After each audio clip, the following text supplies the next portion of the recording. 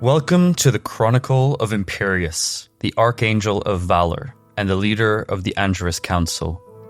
The strategic might behind the high heavens, the first to storm out of the Diamond Gates. This is a story of vengeance, leadership, valor, and brotherhood. This is the story of Imperius. In the beginning, there was a single perfect pearl where Anu resided. Anu embodied all things, good and evil, light and dark, physical and mystical, joy and sadness. Within this pearl, Anu sought a state of total purity and perfection by casting out all evil. These discordant parts formed Tathamet, the first prime evil.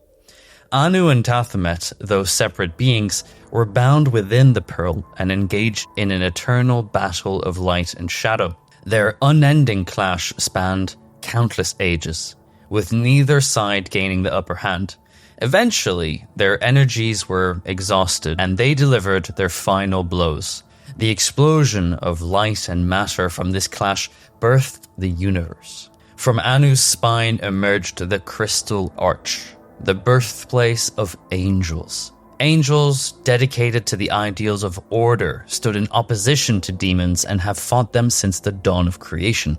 Imperius was born from this crystal arch, representing the virtue of valor. He was one of the archangels and amongst the five who best embodied Anu's virtues, alongside Malthael, Tyrael, Auriel, and Ithuriel.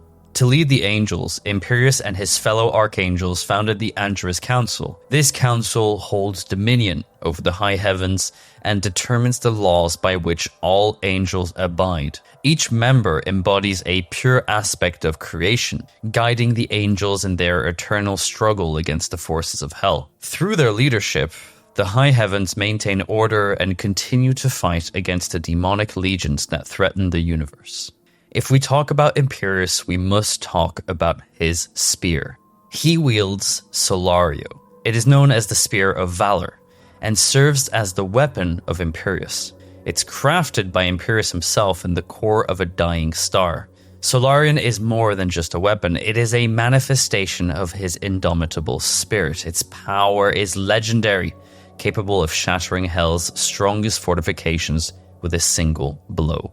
Now, unlike typical weapons, Solarion is not always with Imperius. Instead, he has the unique ability to summon it as a lance of intense light, which materializes into a tangible spear in his grasp.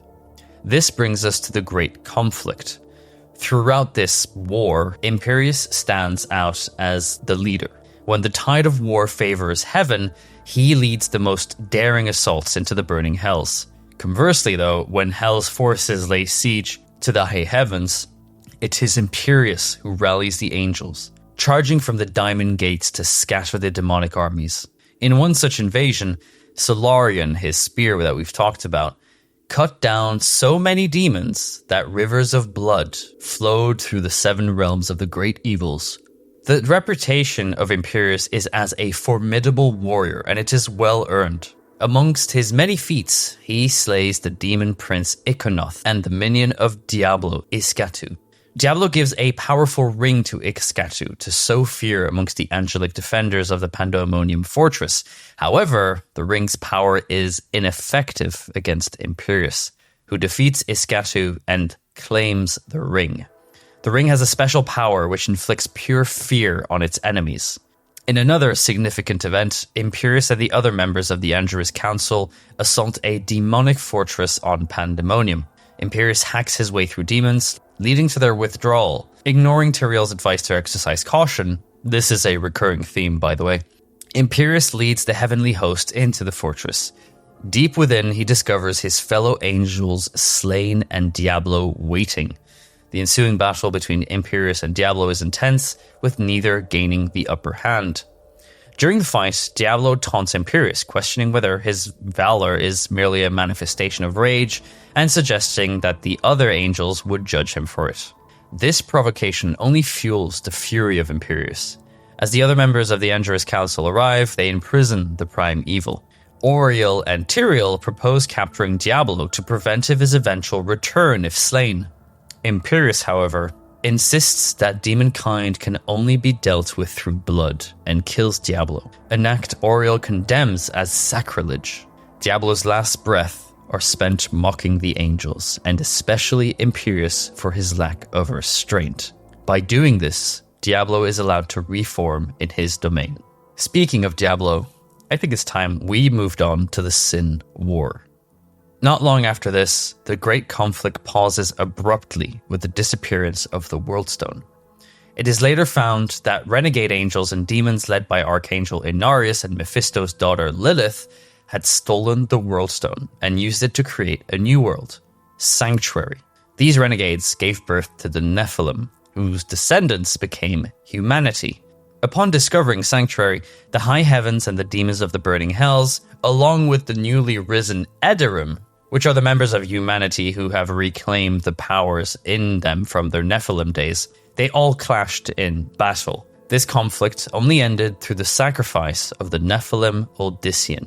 At this point, the Endurous Council convenes to decide the fate of Sanctuary and its people. Imperius insists on the eradication of humanity, viewing them as nothing but demon spawn. He's referencing, of course, that the Nephilim and humanity are the sons and daughters of Lilith.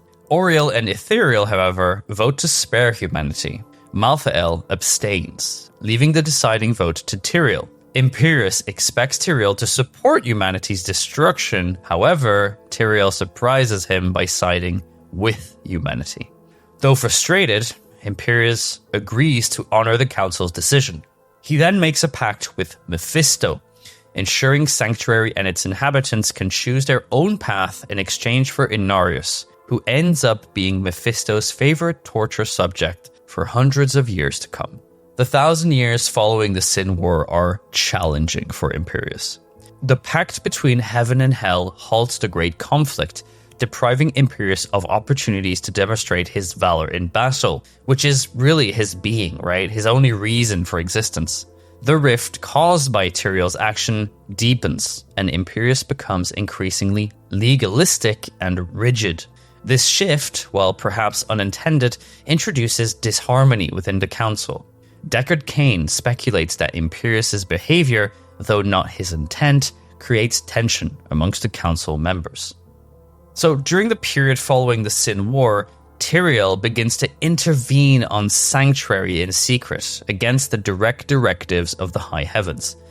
Tyrael discovers that the evils of hell are doing the same thing and influencing the realm of man. To counteract this, he forms the Haradrim, a group of skilled mages dedicated to combating Hell's forces.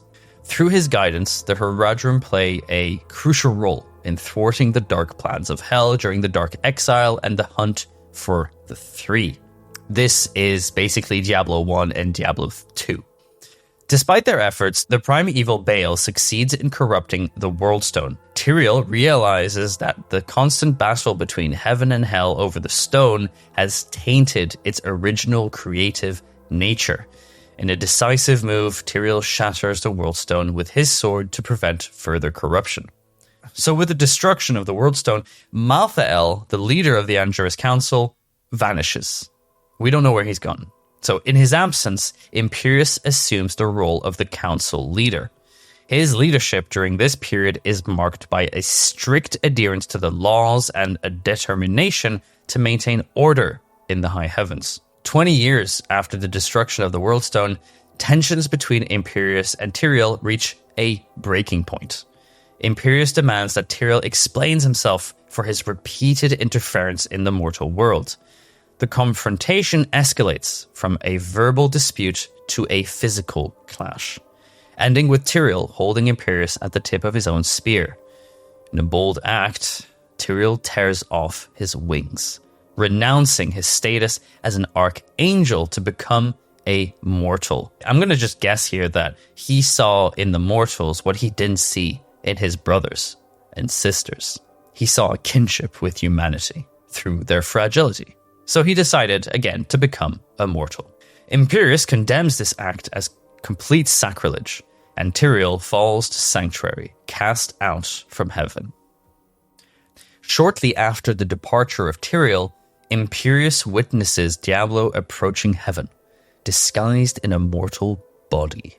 Unfooled by the disguise, Imperius attacks with Solarion, revealing Diablo's true form as the Prime Evil, a fusion of all 7 great evils. Imperius is outmatched, and Diablo quickly breaks Solarion and impales Imperius. Severely wounded, Imperius manages to teleport away but cannot stop Diablo from destroying the Diamond Gates, allowing Hell's forces to invade heaven. Despite his injuries, Imperius attempts to rally the angels to defend their realm. Tyrael, now mortal, and his allies follow Diablo to the Silver City and meet Imperius. Imperius blames Tyrael and the Nephilim for the invasion and disregards Tyrael's warning about facing Diablo again in his weakened state. Determined, Imperius goes to battle. At the Crystal Colonnade, Imperius encounters the Nephilim again after vanquishing several demons. He warns them to leave, although Ithuriel and Auriel dissuade him. Imperius still threatens the Nephilim with death should they cross paths again. He's not a really pleasant guy to be around. At the base of the Crystal Arch, Imperius and a group of angels prepare to act on this threat, also vowing to deal with Tyrael. However, Diablo begins corrupting the Crystal Arch, the source of their power, the angelic power. This corruption incapacitates Imperius and his fellow angels, draining their strength. Tyrael, no longer bound to the Arch, remains unaffected. He allows the Nephilim to proceed to the Arch's peak, where they engage in a fierce battle with Diablo. Ultimately, the Nephilim defeat Diablo, saving all of creation from his wrath. After recovering from Diablo's invasion, Imperius remains bitter and, honestly, deeply affected by the devastation he witnessed in heaven and ultimately the devastation he wasn't able to stop. The destruction and loss of his followers fuels his pride and anger, and he struggles to accept that mortals played a crucial role in saving heaven. His resentment also extends to Tyrael, who now holds the position of Aspect of Wisdom, a role previously filled by Malthael. Imperius mocks Tyrael for failing to live up to Malthael's legacy and orders Balzael to create the Sicarii, a group of angelic warriors tasked with preventing any future demonic assaults on heaven. Despite Diablo's defeat, leaving demonkind leaderless, Imperius remains vigilant, viewing them as a constant threat, as he should. Balzael urges Imperius to imprison Tyrael and judge him for his actions, but Imperius refuses, choosing instead to monitor Tyrael closely. I'm gonna guess they were just too good of friends and brothers, really, for him to take such drastic actions. Amidst this tension, the Angerus Council discovers the Black Soulstone, a powerful relic that now contains the essences of all 7 Lords of Hell. The Council debates the stone's fate. Imperius argues for its destruction on the Hellforge and a final invasion of the Burning Hells. Auriel suggests sealing it in a chamber of light and sound, while Ithuriel remains indecisive. Tyrael, initially silent, eventually proposes hiding the stone in Sanctuary. This suggestion inflames passions, and Imperius and Tyrael nearly come to blows once again. Imperius, refusing to let the matters rest, orders Balzael to retrieve Tyrael from New Tristram, allowing him to kill Tyrael's human companions if necessary, which doesn't seem like something an angel would do. Balzael questions this decision, but Imperius insists on a trial in the Ring of Judgment to expose Tyrael's mortal weaknesses and strengthen the case against Sanctuary. Tyrael, however, returns to the heavens with a group of Haradrim, intent on stealing the Black Soulstone. In the ensuing chaos, Imperial finds Balzael and Tyrael dueling in the Angerus Council chamber. To save Tyrael, Imperius kills Balzael with Solarion, declaring that Tyrael will answer for his actions in a proper manner. Auriel and Ithuriel intervene, calling for a vote on whether Tyrael should remain a member of the Angerus Council and act as an ambassador between Heaven and Sanctuary. Auriel and Ithuriel vote in favor, while Imperius opposes. Imperius condemns the decision, of course, he always does, holding Tyrael responsible for future losses due to the Black Soulstone. Tyrael, undeterred, declares his intention to stay with humanity. Imperius then warns him that if Tyrael departs, they will be enemies forever, and Tyrael leaves. And their brotherhood is shattered. Meanwhile, Malthael, remember he kind of disappeared, now known as the Guardian, learns of the Council's corruption due to the Black Soulstone. Indeed, the Black Soulstone was working its magic, in a way, on the members of the Anger's Council. Tyrael's actions disrupt Malthael's plans to sway the Council against humanity. Adapting his strategy, Malthael allows Tyrael and the Haradrim to take the stone, planning to seize it himself later and bring humanity's end. In Sanctuary, Malthael possesses a Templar and descends into the catacombs leading to Corvus and the Black Soulstone. His ultimate goal is to use the stone to eradicate humanity, continuing the cycle of conflict between heaven and hell. This is somewhat something that the Necromancers would do also. If you know a bit about the Necromancers, they believe in the balance. Anyway, go watch my video about Necromancers if you want to know more about them. Very interesting stuff. Malthael effortlessly slays the Haradrim, of course, consuming their souls, but spares Tyrael, recognizing that his soul is free of demonic taint. And it's probably also the fact that Tyrael doesn't have the soul of an angel. Anyway, after incapacitating Tyrael, Malthael claims the Black Soulstone, intending to use its power to end the great conflict once and for all. Following this, the Reapers, Malthael's minions, attack the Pandemonium Gate in heaven to prevent the Nephilim from pursuing him. Imperius appears, shocked and shaken by Malthael's betrayal, and despite his indifference to Malthael's intent to destroy humanity, Imperius would very much be in that camp, Imperius recognizes that Malthael must be stopped for the sake of heaven. He acknowledges that he cannot bring himself to do it, entrusting the task to the Nephilim. Imperius guides the Nephilim across the path of war to an abandoned siege camp. From a cliff, they see a battering ram, necessary to breach the Pandemonium fortress. Imperius instructs the Nephilim to gather 3 siege runes from the battlefield of eternity to activate the ram. Before parting, he warns the Nephilim, that's you by the way, that even if they succeed, he will not thank them for it. After the Nephilim defeat Malthael, Imperius appears alongside Tyrael, observing Malthael's body disintegrate into ashes. They watch the Nephilim, who has now become one with death, and acknowledge the significant shift this victory represents. This chapter marks the last known appearance of Imperius. So, what do you think will happen next in Imperius' story? Will he return to lead the angels once more, or will new challenges redefine his role in the eternal conflict between heaven and hell? The future holds many possibilities for him, each as compelling as the last. If you ask me, something I'd love to see is I would love to see Imperius as the antagonist of an expansion. We always fight demons, which is fair, but the angels can be jerks sometimes. I think we should put them in their place.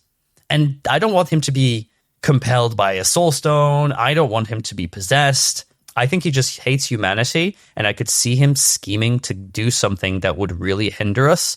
So, yeah, I think it's fair that we should stop him in some way or another. Imperius hasn't appeared in the story of Diablo 4 yet, nor has any angel except Inarius. Hopefully, he will pop up soon. What do you guys think? Anyway, thank you so much, guys, for hanging out with me one more time. Don't forget to check out my other lore videos, and thank you for your patience, as it's taking me a bit longer to make these videos at the moment. Again, have a great day, and we'll see you in the next one.